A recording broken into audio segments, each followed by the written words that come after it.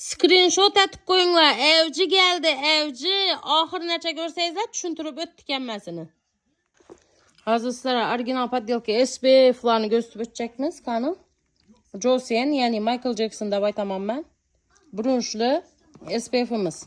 Yine orijinali 135 minuttan sürttüler. Bu poddelkası. Videonun ahırında farkını salıştırıp gösterip öteme. İmbirem salıp köpümüz az.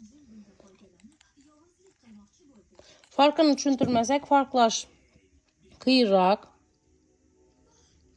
Üşünetip, əzzətdirib, yüzünü nəmləyib sürtsəyizə günü bilən yüz əzzətib duradı.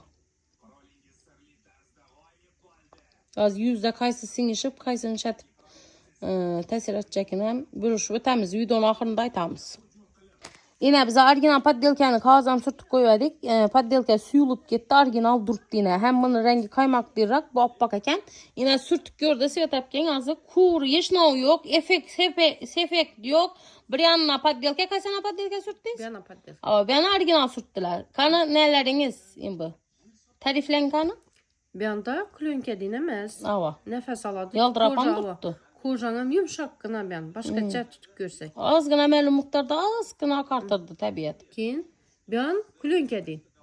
Bu hava oturmasa gerek. Resmi addi krem sürt kendini.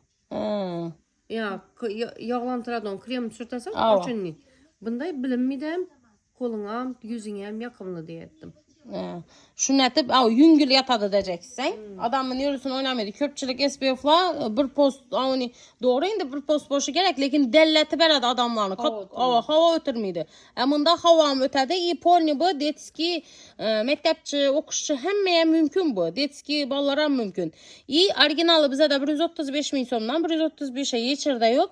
Kopyası ise 40 bin somdan. İyi kopyasını yine nereden bilseniz de buladı farkını. Yine klönkede geledi. Kopyası klönkede. Yine gösteriniz. Yan başında yine. Yan başı başta bir xılaken. Orijinal klönkesiz geledi. Arkasam.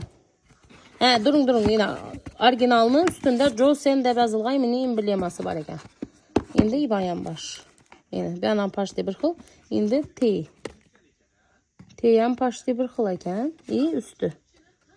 Yine orijinalını şöyle biləsiz. Şimdi içini gösterip ötemiz. Screenshot atıp koyunlar. En evci geldi. İçini farklaş ansatırak eken. Yine orijinalda nesi var? Oyulgan kodları var. Poddelkada yok. İyi orijinalda yımında nesi var? Sroklar 2027 yaşa. Poddelkada yok.